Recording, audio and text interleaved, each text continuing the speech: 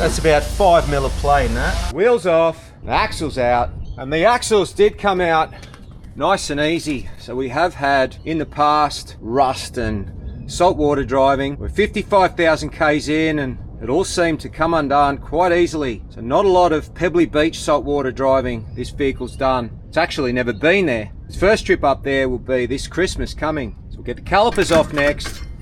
So the pads I know are good enough for this trip. There's actually a lot of meat left on them. They've only done 22,000.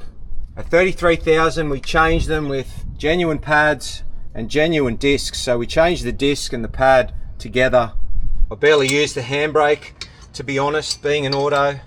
Probably not good practice, but they're useless anyway.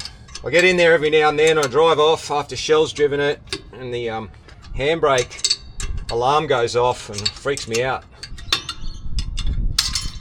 Oh, I just heard a spring pop off.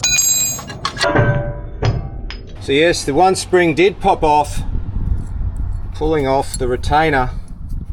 So even though the handbrake was crap, I probably should have backed it off first. So lesson for the other side. Look at that, plenty of meat still, because like I said, we don't use them. It looks pretty good in here. I'm just determining whether or not to change. We'll give this a good clean up and just make the call whether to change the wheel studs or not. Now while it looks like an unorthodox type of mechanics box, and Brian cringes every time I pull this out, it's pretty much got all the tools I need to do most of the repairs on both this car and Bullet Truck, whilst not looking very tradesman-like. But this is the main box of tools that we take away. We've got the ratchet spanners as well, a full set of them, and a big hammer. I am, however, still missing some of the cool old tools I did have when the toolbox came unstuck there across the Simpson. The lid came off and we did lose quite a few things. Some travellers that were behind us actually stopped, and what they could see on the surface of the road, they picked up and brought to camp for us. So I could have lost a lot more. It's going to need a great clean because look at all that dirt on the ABS reader as well. So if you remember years ago, I had dramas with the ABS, but I found a broken tooth on the reader. So that sensor's coming around. I'm lucky that I don't have any handbrake set up on this, so it's quite easy for me to get to that because my handbrake's up on the transmission. So it's easy for me to just take 20 minutes to get the axle out and the bearings off. But this is the problem. So it's coming around and it's reading. So it only happens at low speed. So what's happening is this is coming up, hitting the sensor, and it's not reading that speed. So that's why the ABS wants to kick in and it gives me a shudder in the foot. I'm gonna make up a couple of bits of timber to put in the two sections next to the broken tooth, clean them off with a sharp chisel, and then splice the back off so that it's in that same circumference. And I'm going to use some fuel tank putty. So this is a metal putty, 2-part putty, and I'm going to form up that tooth. Well, let's sort this out first before we go any further, so we don't get sidetracked and forget about it. I just got sidetracked and forgot about it. Hello, beautiful. Hello. Oh, look at that, what a day, gorgeous day. So I've got a pretty bad habit of buying stuff that I think I'll need. Look at that, new ones. And I've also got the screw, which we'll talk about later. But because that was forced off, I feel that I may have damaged it. So we'll use one of these new ones. Do you know it's my birthday today? Yeah, I do. That's it. Well done. All right, happy birthday. Win-win. Definitely damaged. It could be MacGyvered back to shape. We'll put it here with the spares. Put it back in the packet where we took the new one from. So this bag actually does come with us. It lives way back in that corner. There should be an auto locking hub in there as well, because as you know, they do break. Ooh. And speaking of breaking, I've gone through probably 3 of these DJI sticks of late, and I did mention earlier it's my birthday, and I wasn't joking. Michelle and the kids got this. So it's got the stand which folds up, and then it's a handle. So that can go all the way back down to that orange bit. It's perfect. Alright, so this time we're going to back off the handbrake on this side so we don't have that drama again. So to do so, this This rubber grommet comes out. There's a big enough hole here for a screwdriver, and the adjuster screw is at 6 o'clock. You can see here how little I've adjusted them because I don't use it, but up is out. So up, adjust them tighter. So we want to push that adjuster down to bring the shoes closer together to make clearance on the back of that disc. I don't know where my special tool is for here. Let's just make another one, shall we?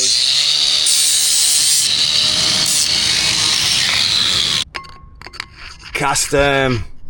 Now we set down to adjust.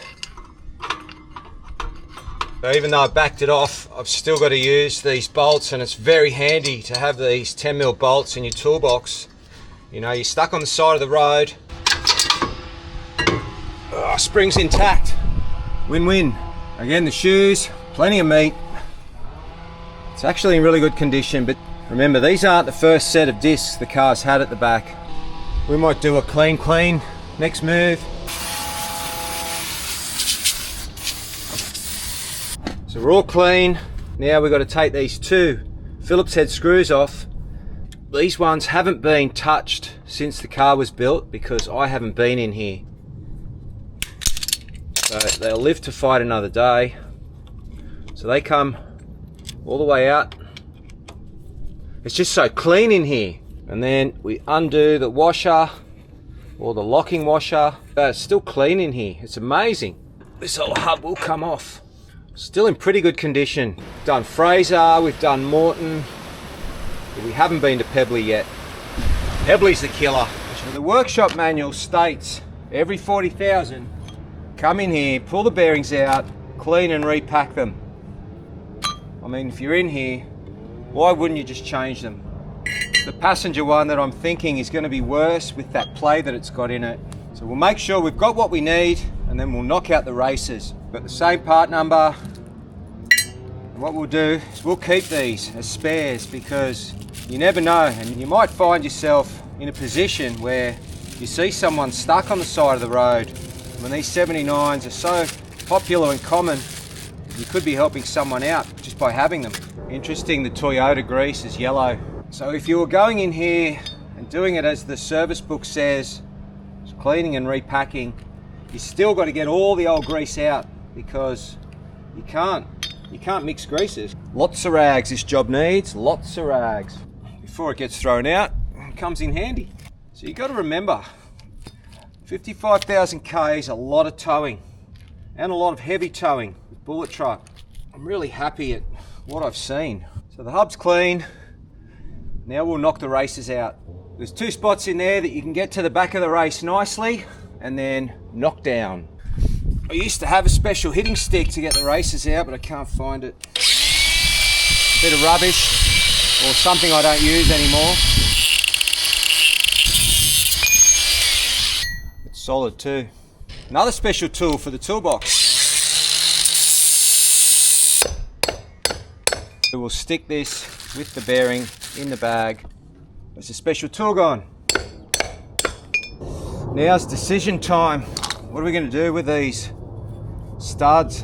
But mind you, I've never put a rattle gun on these wheel nuts. I am very, very fussy. Always undoing them and doing them up with the torque wrench. So I think we're going to leave them. But how you would do it, if you're on the side of the road, wheel nut on, knock it out, knock the new one in from the back, and then pull it home with the nut, and maybe have a couple of washers so that the nut doesn't have to go all the way back. But all this looks in really good condition. So now to knock the new racers in, you use an old race, but you put a grinder cut in it so that it will come back out. Special tool, where are you? So roll away.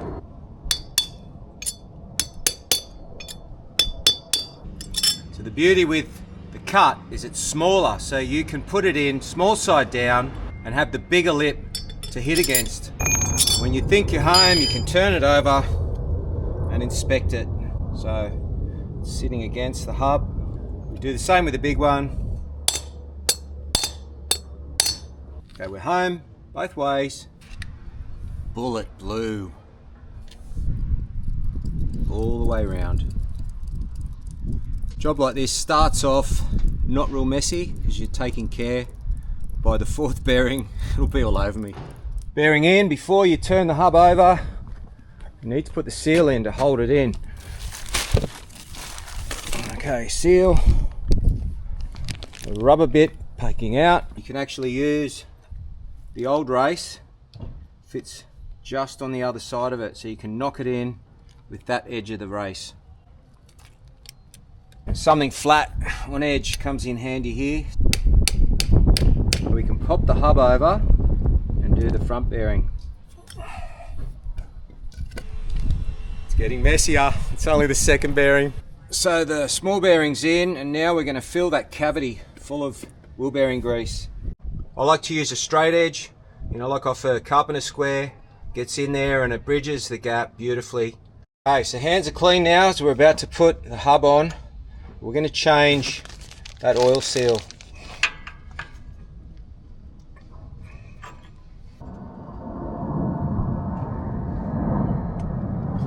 No hammer needed for that one.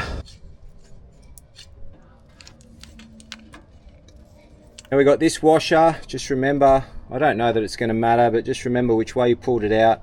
You got witness marks where you were on the bearing side.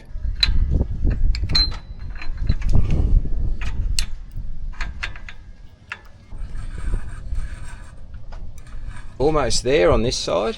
So when we undid the Phillips head screw on the removal of it all, this was finger tight. So I'm going to go in as far as I can by hand or by sausage, whatever you want to call my hands. We should have two of the threaded holes ready to line up with that washer behind it. So the whole idea of that is that it can't all move together. Now when you're driving forward, you're actually driving against the nut, but it all ties together. So this is where people get a bit scared. Can you over tighten it or under tighten it? You actually can't. If you were to turn it anti-clockwise, your screws wouldn't line up. You'd know that you're too loose because you'd have play in your actual hub, and then you can't go tighter than that. So it's not like the front bearing where you have the two nuts and you're torquing it up yourself. I like this setup. You kind of can't get it wrong. So for some reason the passenger one isn't as clean internally. There's rust. Yeah, so this one has fatigued quicker. I don't know why. I hope you enjoyed this one, and as always, thanks for watching.